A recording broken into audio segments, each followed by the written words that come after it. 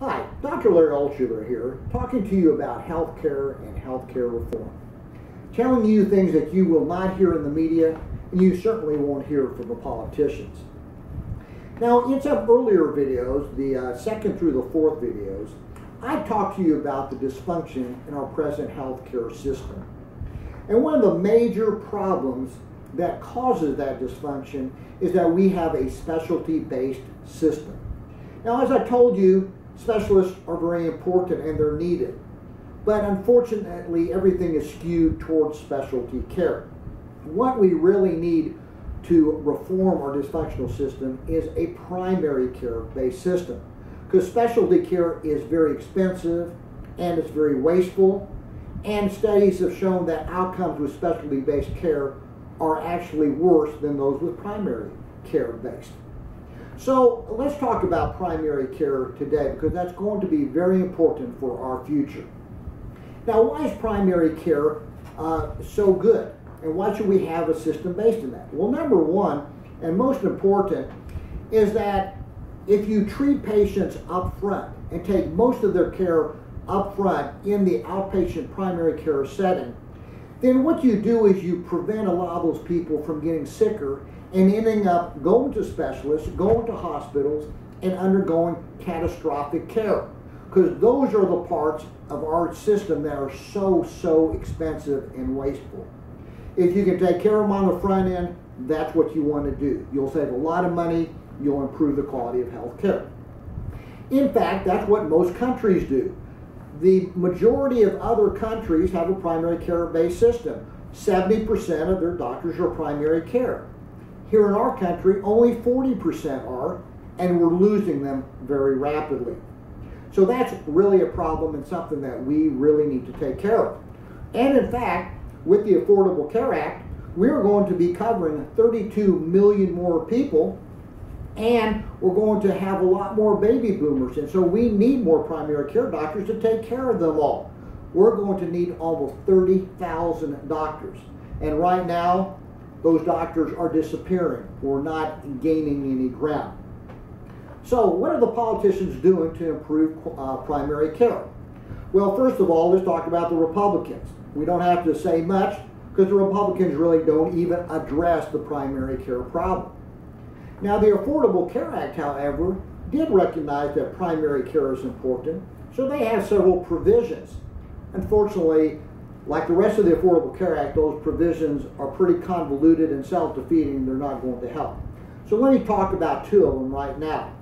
Number one, the Affordable Care Act is putting money in to get more people into medical school, more students into medical school, because they think that that will increase, of course, the number of doctors.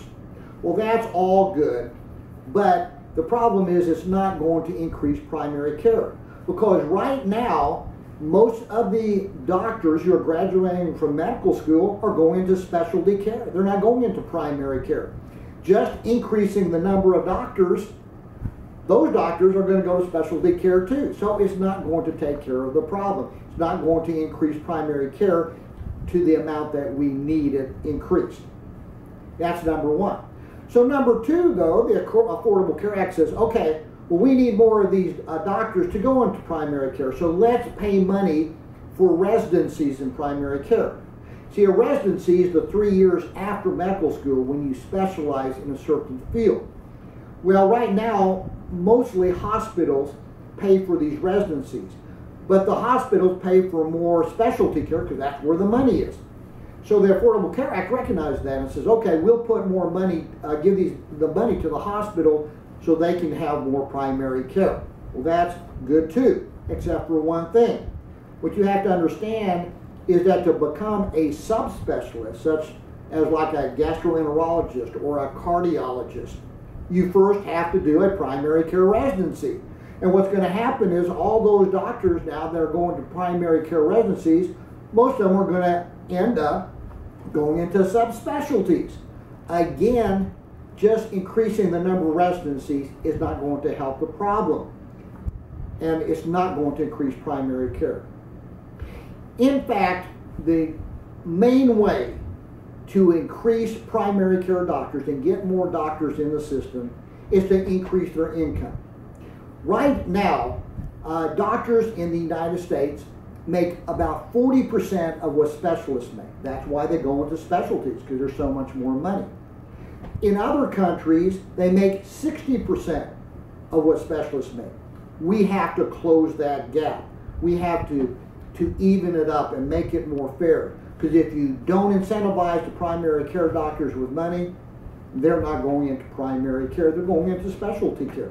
They have to pay hundreds of thousands of dollars just to pay for medical school and their residencies. So they want to go into places where your residencies and become the kind of doctors that make money.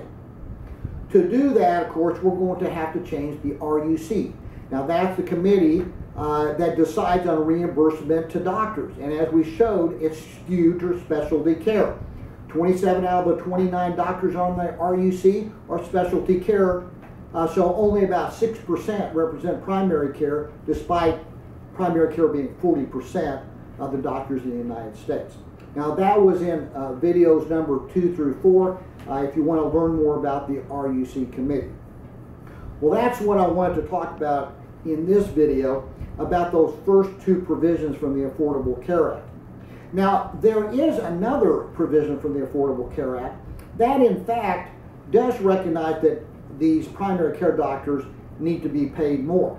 But as you're going to see in my next video, what they do is very, very convoluted and is not actually going to help increase their income. So I want you to go ahead and tune into that video too.